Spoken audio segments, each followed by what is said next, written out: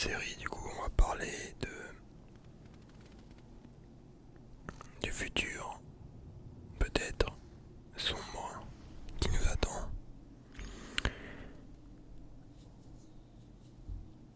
J'avais déjà fait des vidéos sur l'effondrement il y a un an. Et depuis ces derniers mois, on s'est bien enfoncé dans le truc, de plus en plus. Je pense que c'est intéressant d'aborder ce sujet encore. Du coup, un max de likes si vous kiffez le concept et si vous voulez qu'on en parle plus.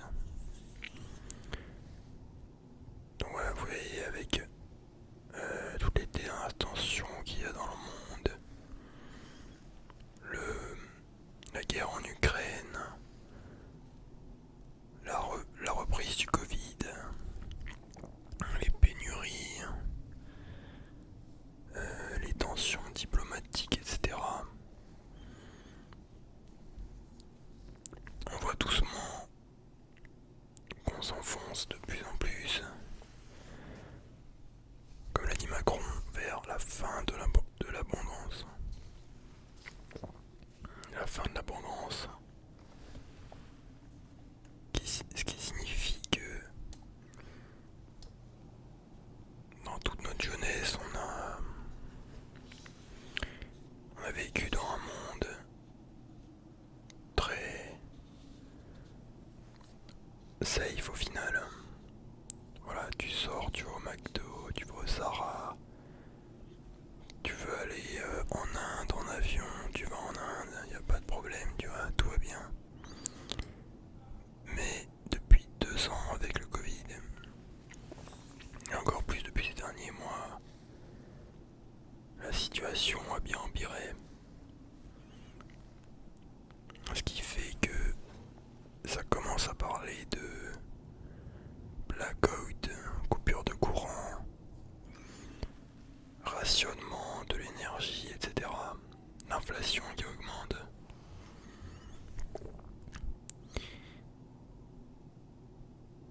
On va pas discuter de si c'est organisé ou pas, de comment on en est arrivé là, mais plus de comment on s'y prépare, comment faire face à ça.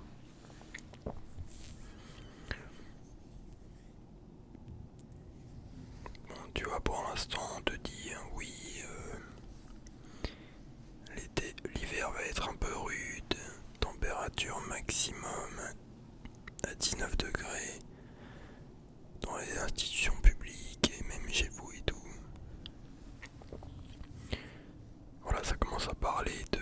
Ouais, ça va couper les ballons d'eau chaude entre midi et 14h pour ceux qui ont des compteurs Linky.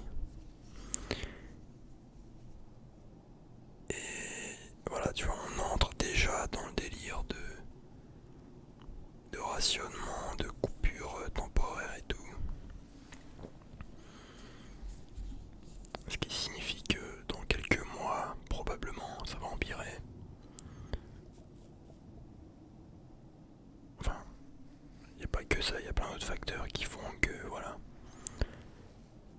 Et ça se trouve dans quelques mois, voilà, on n'aura plus de courant pendant quelques jours, dans certaines zones, en France ou en Europe. T'auras plus de courant, plus d'eau, et voilà, ça va être comme ça. Et si t'es pas préparé, t'es dans la merde. Voilà, au bout d'un moment, faut arrêter de croire que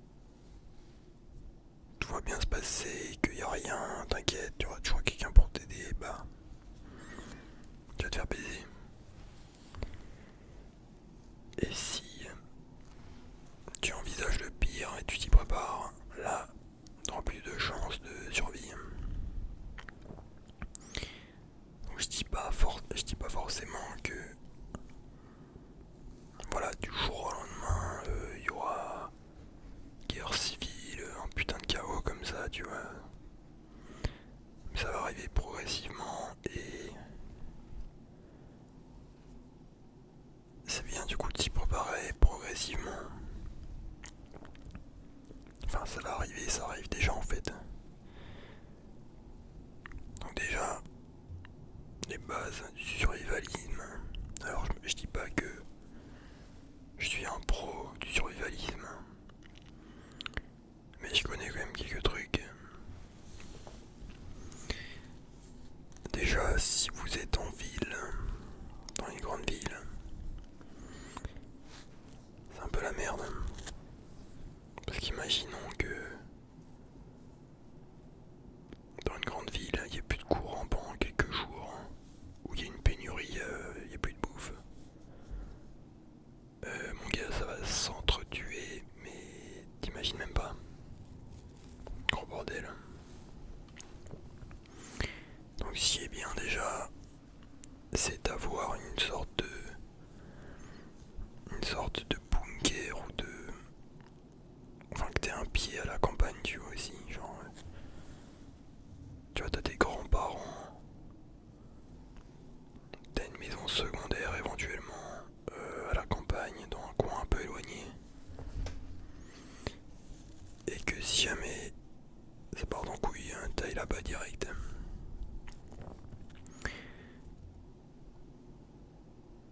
Et là-bas que t'aies le matériel qu'il faille, c'est-à-dire armes, nourriture pour au moins quelques semaines, tu vois. Le temps que tu as au moins un petit truc de secours, hein. Je te dis pas d'acheter 300 kilos de riz et tout, mais au moins un truc pour tenir un mois ou deux, histoire de, voilà.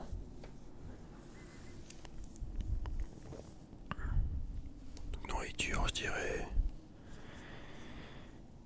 principalement, voilà, des trucs qui périssent pas. Enfin, pas des granolas ou des conneries, tu vois, vraiment des bails genre riz, pâtes, sardines, boîte de conserve, farine si tu sais faire du pain, etc. Et surtout de l'eau, parce que si t'as pas d'eau, t'es dans la merde. À moins que t'aies un petit puits à côté ou des conneries, tu vois. Il y en a qui disent oui, mais tu peux récupérer l'eau de pluie, oui c'est vrai, mais que t'es genre, je sais pas, au moins 40-50 litres d'eau entreposée quelque part, tu vois. Parce que voilà, l'eau ça te sert non seulement à boire, mais aussi à faire à manger, hein, des pâtes ou des trucs. Nettoyer des ustensiles, plein de trucs de doucher même. Bon, après voilà, la douche c'est vraiment... Si t'es en galère d'eau, tu utilises pas ça pour te doucher, tu vois.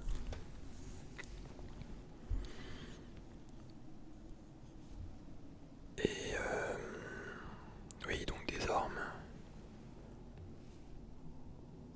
En fait, ouais, ce qui serait bien, c'est que t'aies genre une arme chez toi ou assez proche de chez toi. Si jamais tu as au moins voilà un bon couteau ou je sais pas moi une machette, un petit gun, tu vois. Alors,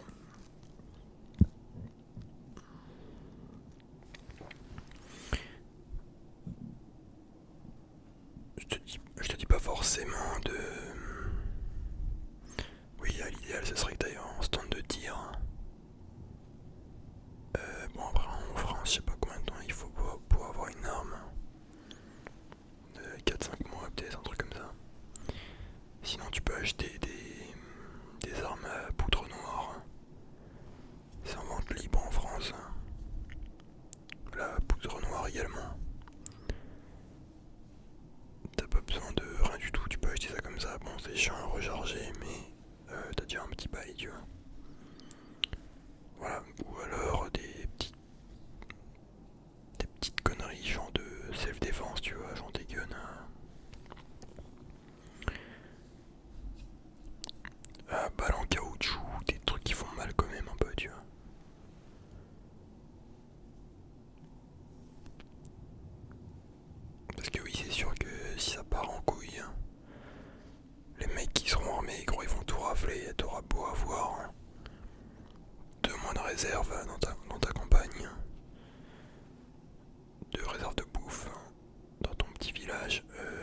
mec il se ramène avec un gun, bien vénère.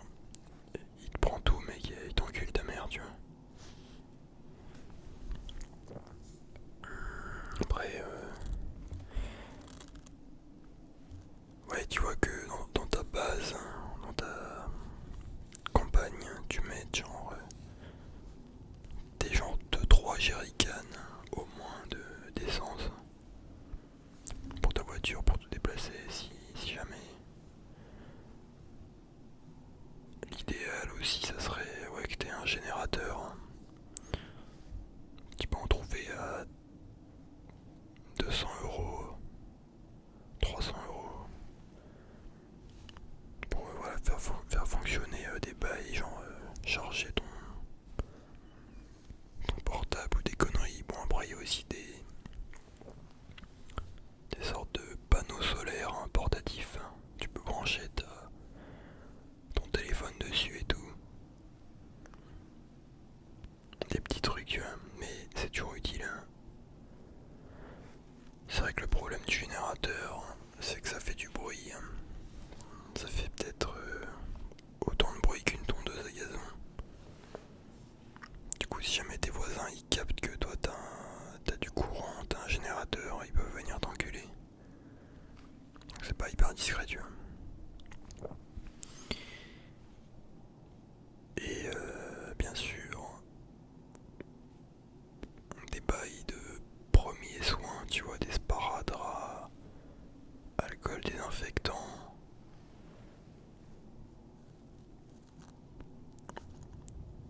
Ouais, des pansements, des petits trucs, tu vois, des petits médocs, Doliprane, toujours utiles.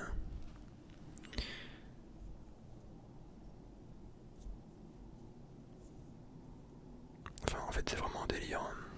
Ça dépend à quel niveau t'es dans le survivalisme.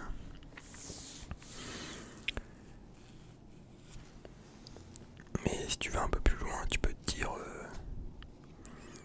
pourquoi pas acheter un compteur Gégère pour mesurer la radioactivité, tu vois, si jamais, je sais pas moi, imaginons les Russes pètent un plomb, ils t'envoient un missile sur la gueule ou dans la zone et t'es pas au courant. Tu vois, genre à la télé, les gens ils te disent ouais tout va bien, mais non. Quand t'es en mode survie, tu crois plus personne, mec, tu crois plus personne en fait. Comme ça tu mesures la radioactivité et si tu vois qu'il y a de la radioactivité, tu te casses, tu te mets à l'abri, tu vois.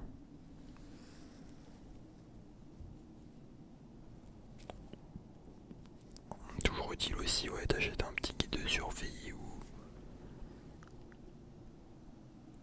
ouais, voilà, des guides pour apprendre à planter des plantes.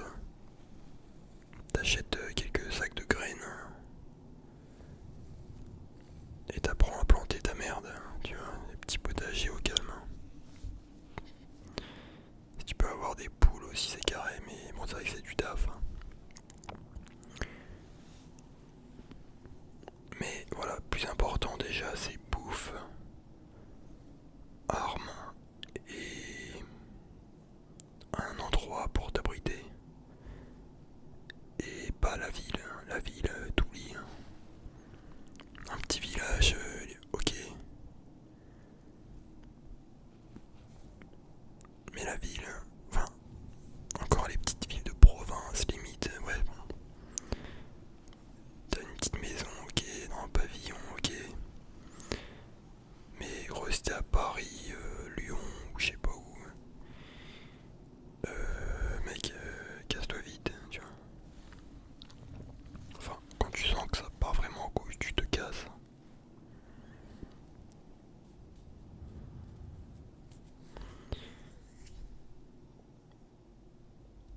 C'est toujours bien aussi d'avoir une radio avec des piles pour capter les informations.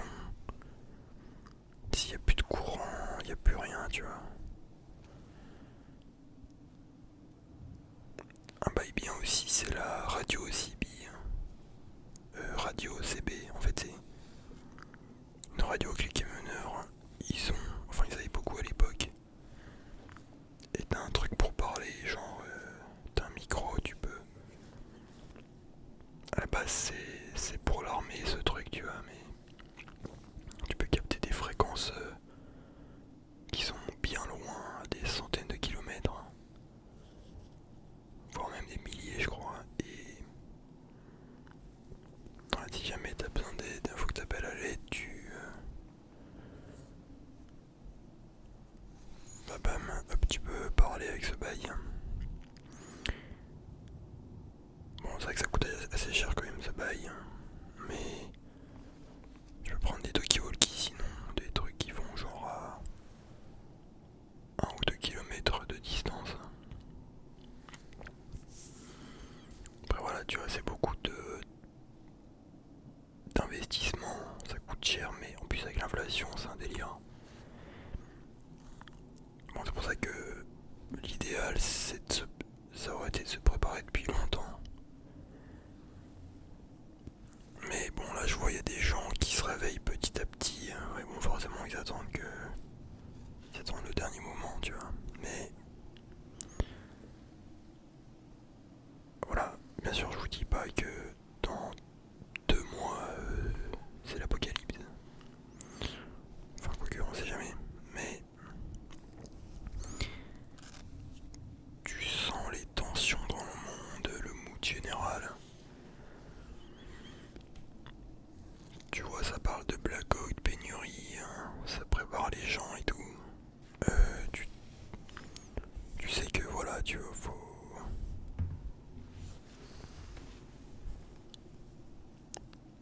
au cas où, hein, voilà, vaut mieux que tu mettes, enfin, tu mets 500 euros. Vas-y, même tu mets juste 500 € dans de la bouffe, dans des bails, des trucs non périssables, tu vois. Tu t'achètes une petite arme, tu mets tout ça. Je sais que c'est pas facile, il y en a qui ont pas de petites maisons à la campagne ou de petits bails de secours, tu vois. Mais voilà, même si t'es en appartement, tu te fais un petit